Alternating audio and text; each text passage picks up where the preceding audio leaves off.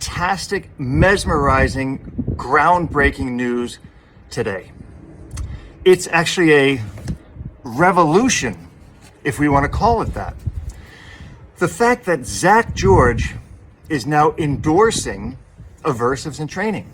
I am indeed. I am. I think this is a day we should celebrate, a day we should mark on our calendars, and perhaps aim for a national holiday, because this is a day when dog trainers unite. We come together in unity, in one brotherhood of understanding dogs. Now, a little backstory: Zak is a critic of mine, and I want to make that really clear. But I'd like to get into this reality that Zak brought home a wonderful, fantastic, beautiful, fun, energetic Malinois Shepherd cross. And after having this dog for 48 hours, and his dog and this dog were playing, he knew the dog well enough to shoot a video and share with us the amazing interaction between his dog Wallace and his personal dog. What was that dog's name? Veronica. Now, what I love the most about this video, and Jackie, I want to give you credit for actually putting the information out there and calling Zak out and bringing about this unification of dog trainers, of all of us, real dog trainers and purely positive trainers, who will now join forces for the betterment of all dogs everywhere. This is fantastic. I could not be more excited. I am ecstatic. I'm jubilant over this. And hearing Zak saying these words, which echo in the chambers of my heart and my head: I am using aversive control. Right. I am using aversive control. Quote unquote, Zak George. I am using aversive control. I am using aversive control. I am using aversive control. The words we have prayed for many years to hear from Zak George. I am celebrating this, guys. I'm not kidding you at all. This is a very, very serious video. Those of you who know me know what I'm saying. Now, Zak further goes on to say there was some minor aversion there, which he's referencing his interaction, his spatial pressure on this shepherd, where he said there was some minor aversion there, but I don't think he took it that hard. I don't think he took it too hard, but he could have. But he could have. Now, a lot of times we use aversions, a leash pop, a correction, and we really don't think the dog takes it that hard.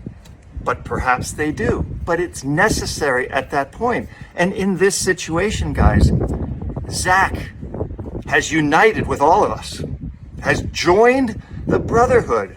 I am indeed. I am. Of real dog training, of understanding that aversive control was for the betterment of Wallace and for Victoria. Veronica. I digress. Another great quote.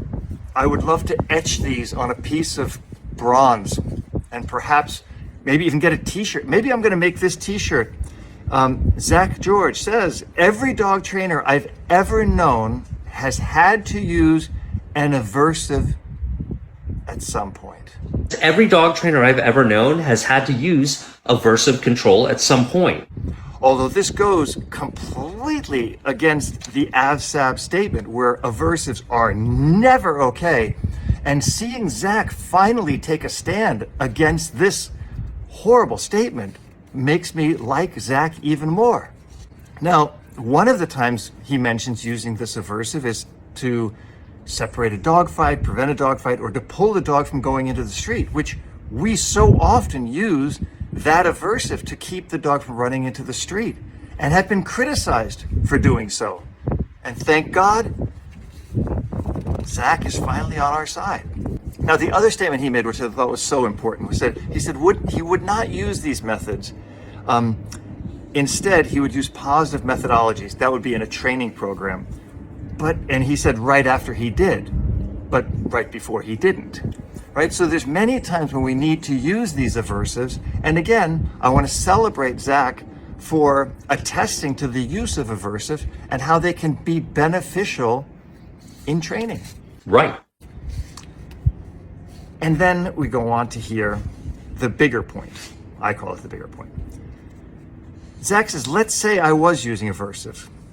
Let's say I had used aversive control as part of a training or behavior modification plan. Let's say I was using inappropriate aversives with Wallace. Okay, well, let's say it because you did, right? You did. Physical spatial pressure is an aversive, just like a prong collar. Zak says the fact that I would use these things, such as an aversive, would not change the scientific consensus. That fact would not change the scientific consensus that there's no evidence that aversives are necessary. And I further wholeheartedly agree with you, Zak. Wholeheartedly agree with you. And therefore, that proves that the scientific consensus is not able to train a dog.